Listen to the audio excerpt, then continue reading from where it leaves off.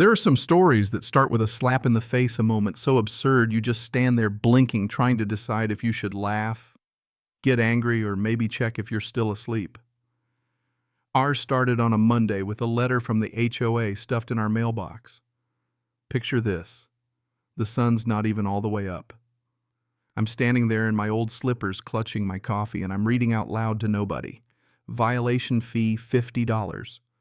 Grass exceeds regulation height by 0.5 inches. I look at my lawn green as a golf course, neat as a haircut 3 days after the barber. 20 years in property management, 15 of those on bases where you could be court-martialed over a rogue dandelion, and I have never seen anything this dumb. Maria, my wife, steps out in her nurse scrubs, takes one look at my face, and just cracks up. That kind of, are we really doing this laugh that makes you love someone even more? They measure grass now, she says, shaking her head.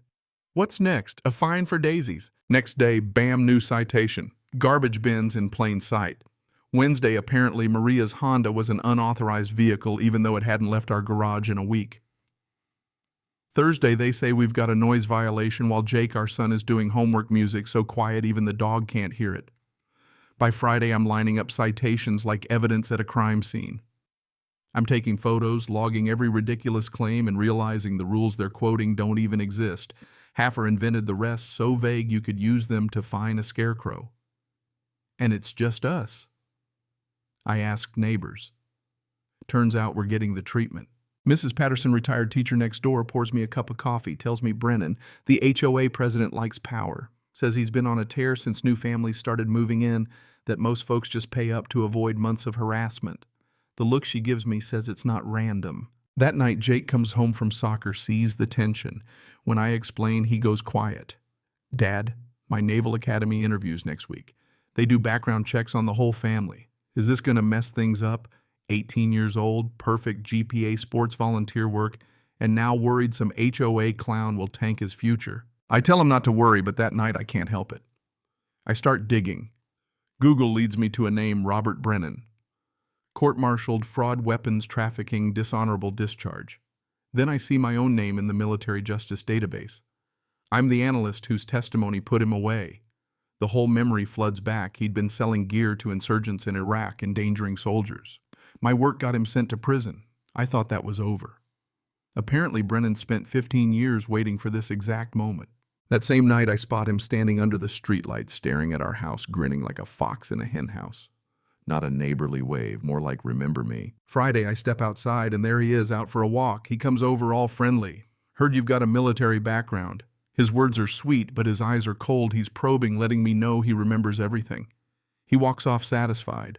That day, the harassment ramps up. Fake emergency calls demanding access to our house. Towing trucks idling outside looking for cars to remove. Even the cops show up apologetic after noise complaints. One officer says, sometimes people use complaints to settle scores, document everything. Saturday, Jake says he's been followed home by a white sedan. He's got photos. I run the plates private security owned by Brennan's brother. This isn't petty anymore. It's surveillance coordinated professional. I sit Maria down, lay out the evidence. Her face goes pale.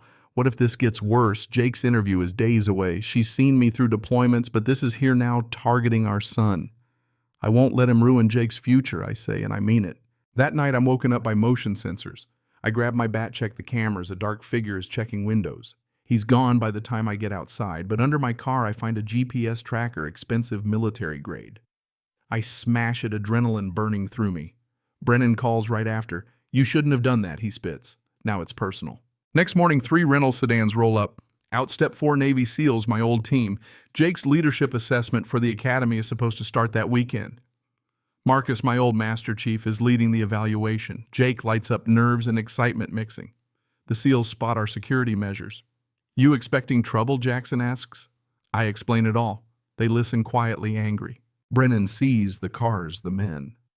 He's watching from his window, agitated, probably assuming I've called in private security. He makes a call. I can overhear. Change of plans, move faster. Jake's assessment is underway, but surveillance around the house gets heavier. Wilson, the tech guy, picks up drone activity and parked cars, professional surveillance tactics. This is not amateur hour, he says. By night, the SEALs are doing what they do best, intelligence. They connect the dots. Brennan's plan is to ruin Jake's future, destroy my legacy, all for revenge. Jake over here says if you stopped him from hurting Americans, you did the right thing. I'd rather lose the academy slot than have a dad who looked the other way. That kid, man. Heart of gold. Wilson intercepts comms. They're coming tomorrow. Fake DEA raid going to plant drugs on Jake. We set up call federal contacts. Real DEA will arrive 10 minutes after the fake raid starts. The next morning, 6 black SUVs, fake DEA decals men in tactical gear. Neighbors are outside, phones up, Mrs. Patterson live streaming. The fake agents barge in, search Jake's room, and find a bag of powder. Jake says, calm as ever, "That's not mine." Marcus steps forward. "I'm Master Chief Smith, U.S. Navy SEALs, conducting official evaluation. You're interfering with naval operations." The fake team leader tries to keep the act up. Jake, handcuffed, asks Marcus, what would a naval officer do now? Marcus just nods. Jake stands tall. Wilson projects intercepted comms on the garage, Brennan's voice coordinating the whole thing. Then the real DEA rolls in, weapons drawn. Nobody move, federal investigation. Mrs. Patterson's live stream catches it all. They're fake. Let Jake go. Brennan, seeing it unravel, tries to run, pulls a gun. Miller, one of the SEALs, disarms him in seconds. No shots fired. Weapons training is about de-escalation, Jackson tells the stunned neighbors. We neutralize threats. We don't eliminate people. Brennan and his brother's team are cuffed, arrested on the spot. Mrs. Patterson's feed is blowing up with support. The DEA agent explains it all for the neighbors. My testimony put Brennan away, and this whole circus was revenge. The news hits every phone in town within an hour. Jake faces the cameras proud. My father did his duty. I stand for what's right. At the HOA emergency meeting, people are angry. Power has been abused. Brennan's ousted, every contract with his brother's company, shredded records locked down for audit. Neighbors, some embarrassed, apologize for standing by. Maria tells them your phones kept the truth alive. Federal court is quick. The evidence is overwhelming. Badges calls fake warrants, all caught on tape. The judge doesn't waste time. Impersonation. Conspiracy. Attempted destruction of a young man's future. Brennan's let out stunned, just another man destroyed by his own bitterness. Life goes back to normal, but it's not the same. Jake runs again. Maria sleeps through the night, and I feel every quiet morning as a gift. Jake and I walk past Brennan's old house. Curtains closed, lawn perfect, but the soul's gone out of the place. One afternoon the letter arrives. The Academy. Jake's hands shake. If it's bad news, he says it's not because of you. He opens it, smiles. I got it, Maria cries. I hug my son like I'll never let go. Later, Marcus calls, remember, real authority doesn't need costumes or fear. It just is. Jake folds the letter, puts it away. We didn't let them write my story. That's it.